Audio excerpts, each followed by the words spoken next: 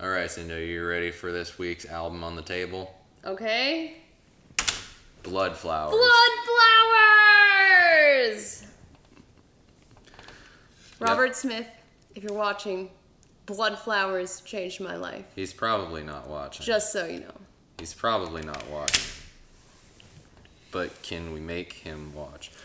No. So yeah, this is like it for you when it comes to The Cure. Oh my gosh, it totally is. Alright, okay. The floor I is don't even yours. know how do you even begin with this album? Well, first of all, it's 9 songs, which is like a great length in the sense of we don't feel the need to go into the double digits of songs and just write a bunch of crap filler. But the crazy part is, song 2, Watching Me Fall, is 11 minutes and 13 seconds. Just turns into a jam in some elements. Because no other band can get away with having 11-minute songs Yep. on their albums. Only The Cure can do that. I don't know if it's on that song, but there's definitely a song with a really long intro that, exactly, The Cure can do it, but everyone else, that's not radio friendly. Well, I doubt that they've made Watching Me Fall a single, but I could be wrong. I think this jewel case has seen better days, though. It's a jewel case. They always break. It's a jewel case. They always break. This one is surprising, though, because this has a lot of acoustic guitar on it. Yes. And that is probably where it gets its unique sound, I think. That also ties the album together. This album is definitely an album that, as a very young person, you can understand it. Now, if you want to try, good on you. Try to understand Bloodflowers. And hey, let's just put it this way: if somebody does listen to it and you enjoy it for just, the songs are cool, you like the way they sound, awesome. But there's a lot more to when you listen to these, what the songs mean than just It's a song. Like the typical picture of The Cure, Friday I'm in love, boys don't cry kind of thing. It's like, yeah, but there's a lot more to The Cure than just love song and boys don't cry and Friday I'm in love, and that I feel like, because this was 1999, No, I think 2000. 2001. I think it's 2000. 2000. Yeah. Yeah, so that was like turn of the century. Cure's been out for, it's weird to say turn of the century for the 2000. But it's like turn of the century, like Cure's been around for like 30 some odd years at this point, and it's like, how many of these songs? Like 20 some. 20 some? Really? Was it Like- only that? I guess so. Well, if you add the 70s Yeah. to you subtract 2000. Yeah, I From- guess so. 30, 25, 20 30. something years. Yeah. But they've been around for a while, and it's like they're not getting any younger. So you can only write so... Yes, I personally think, and I love Paul McCartney, but the people... I have had enough of silly love songs.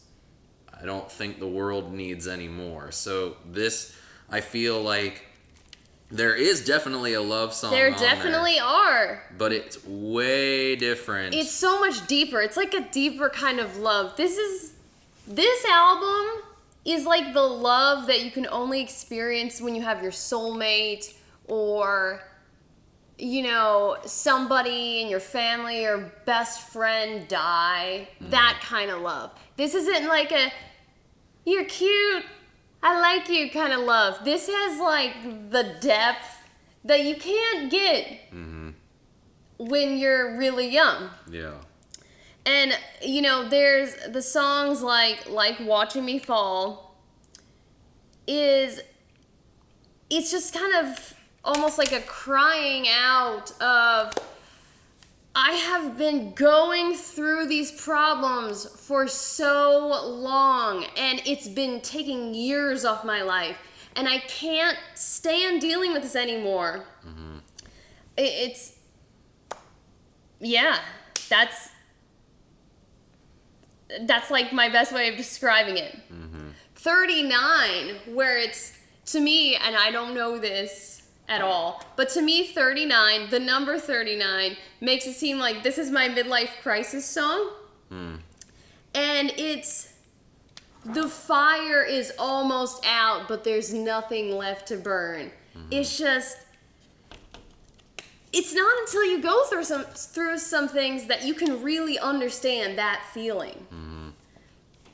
There's like, when it comes to this album, and it's a weird way of putting it, but there's a maturity to this album that, for a band that was around as long as The Cure was when they put this out, bands that have been around an equal amount of time as they were at this point aren't able to make an album like this. Absolutely. And it's always a challenge, and I feel like this is a good album for us to talk about as an influencer, because it's a very common thing that you hear when it comes to bands, you know.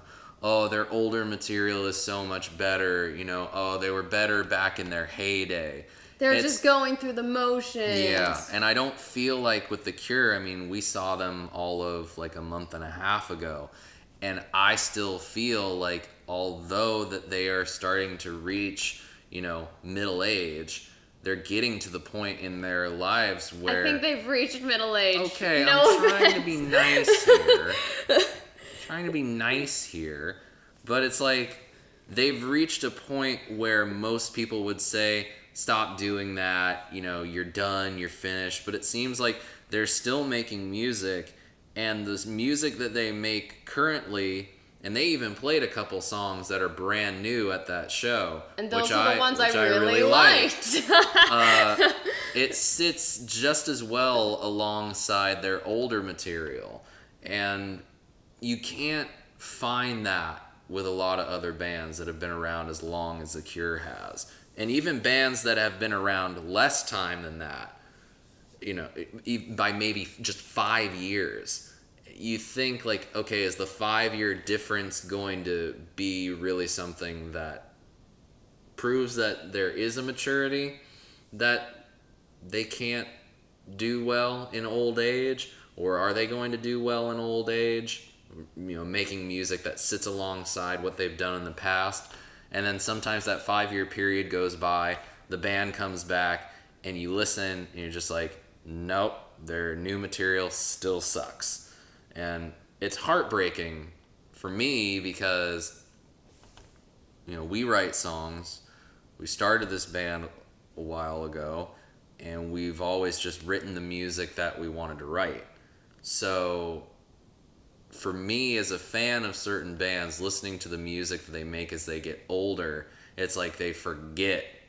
And, you know, I don't ever really want to forget where we've been. I don't want to forget the things that have inspired us, and I don't want to forget the music that we've always been making. I think that what's interesting looking at this album is it shows that you can still... a band can still make music that is very much them, and age does not matter. Well, and what I think what you were saying is many bands, as they get older and try to make new music, what ends up happening is it just ends up trying to be a rehash. We're just going to make X song a little bit different and put it out now. And as a songwriter, I never like to do that. I, in a way, am kind of like Edna Mode in The Incredibles when she says, "I never look back, darling. It detracts from the now." And I kind of feel that way. It's not like I forget the songs I wrote or where I was at that time, but I'm not going to ever just try to write another song like that one I did 5 years ago. You know, it always has to move with me. I'm always writing something that I'm trying to make different and reflect different feelings. Mm-hmm. instead of then. Yeah. And this album, I would say, it grows. Well, The Cure grows with you as you go through their catalog. Yeah. It doesn't feel like they're ever trying to put out something. Oh, this is a teen angst album, even though we're 55. You know, it doesn't feel like that, but it doesn't feel like it is excluding someone who may be a teenager. Yeah. Their music doesn't seem excluding, but it doesn't seem like they are trying to just rehash old ideas when, okay, we were popular doing this one thing, so we're going to do it again. And that's why this album is just such a masterpiece to me. Yeah. So safe to say you were pretty pleased when they played like half this album. Absolutely. When we saw them. Definitely. Let's see. They played Watching Me Fall. Didn't they play Out of This World too? That's what they opened with, I thought. Did they? I think so. They definitely played Last Day of Summer. Yeah. They played 39 and they played Bloodflowers. Mm-hmm.